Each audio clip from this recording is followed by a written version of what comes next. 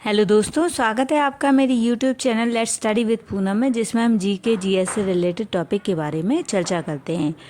और यदि आप हमारे चैनल पर नए हैं तो हमारे चैनल को लाइक, शेयर और सब्सक्राइब ज़रूर करें। आज हम बात करेंगे ग्लोबल हंगर इंडेक्स के बारे में।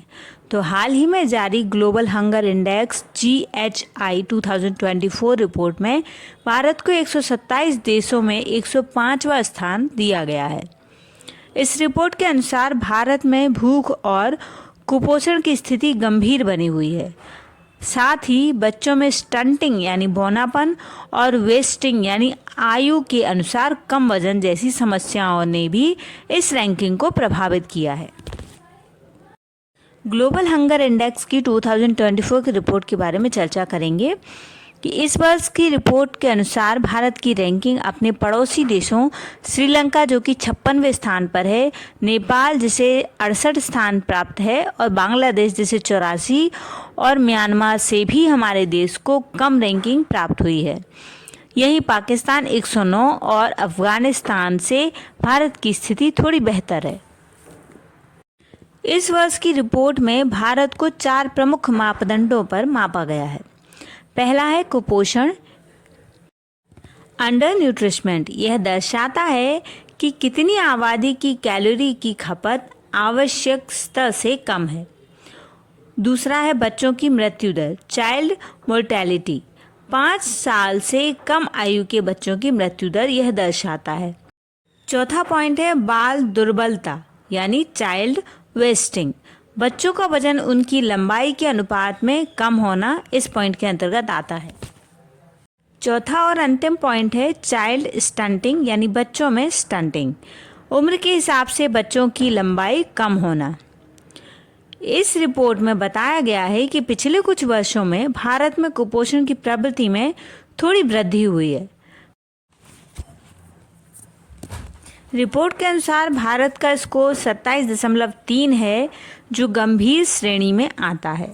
वर्ष 2000 और 2008 में क्रमशः 38.4 और 35.2 के स्कोर के साथ भारत चिंताजनक स्थिति में था। यदि कुपोषण की बात करें तो भारत में कुपोषण दर 13.7% है, जबकि बाल दुर्बलता 18.7% और विकास में रुकावट यानी स्टंटिंग की दर 35.5% है।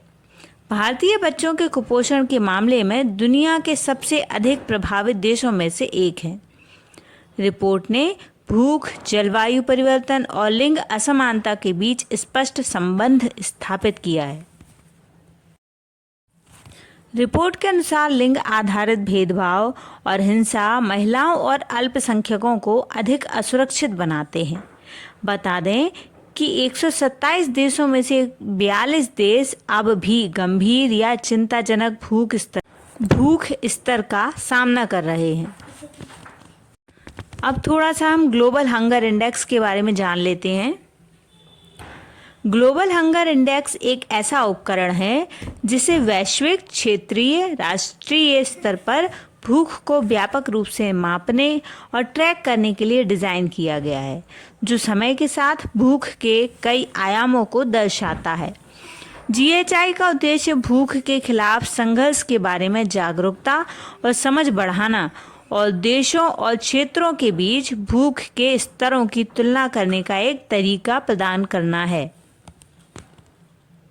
ग्लोबल हंगर इंडेक्स दुनिया के उन क्षेत्रों की ओर ध्यान आकर्षित करता है जहां भूख का स्तर सबसे अधिक है और जहां भूख को खत्म करने के लिए अतिरिक्त प्रयासों की अधिक आवश्यकता है। अब GHI कैसे काम करता है, GHI की गणना कैसे की जाती है, इसको देखते हैं। प्रत्येक देश के GHI स्कोर की गणना एक सूत्र के आधार पर की जाती है जिसमें 4 संकेतक सम्मिलित होते हैं जो मिलकर भूख की बहुआयामी प्रकृति को दर्शाते हैं। पहला संकेतक है अल्पपोषण, दूसरा बाल बौनापन, तीसरा बाल दुर्बलता, चौथा है बाल मृत्यु दर। जनसंख्या का वह हिस्सा जिसका कैलोरी सेवन अपर्याप्त है अल्पपोषण के अंतर्गत आता है। 5 वर्ष से कम आयु के बच्चों का हिस्सा जिनकी ऊंचाई उनकी उम्र के हिसाब से कम है, जो दीर्घकालिक कुपोषण को दर्शाता है। बाल दुर्बलता 5 वर्ष से कम आयु के बच्चों का हिस्सा जिनका वजन उनकी ऊंचाई के अनुपात में कम है, जो गंभीर कुपोषण को दर्शाता है। अपने 5वें जन्मदिन से पहले मरने वाले बच्चों का हिस्सा जो आंशिक रूप से अपर्याप्त पोषण और अस्वास्थ्यकर वातावरण के घातक मिश्रण को दर्शाता है। जीएचआई सूत्र में शामिल संकेतक कैलोरी की कमी के साथ साथ खराब पोषण को भी दर्शाते हैं। कुपोषण संकेतक पूरी आबादी की खाद्य पहुंच की स्थिति को दर्शाता है, जबकि बच्चों के लिए विशिष्ट संकेतक आबादी के एक विशेष रूप से कमजोर उपसमूह के भीतर पोषण की स्थिति को दर्शाता है, जिनके लिए आहार, ऊर्जा, प्रोटीन या सूक्ष्म पोषण तत्वों आदि की कमी हो जाती है। चाइल्ड वेस्टिंग और चाइल्ड स्टंटिंग दोनों को शामिल करने से जीएचआई को तीव्र और जीर्ण कुपोषण दोनों को दर्ज करने की अनुमति मिलती है। तो यदि दोस्तों हमारा ये जीएचआई पर वीडियो आपको पसंद आए तो चैनल को लाइक, शेयर और सब्सक्राइब जरूर करें। धन्यवाद दोस्तों।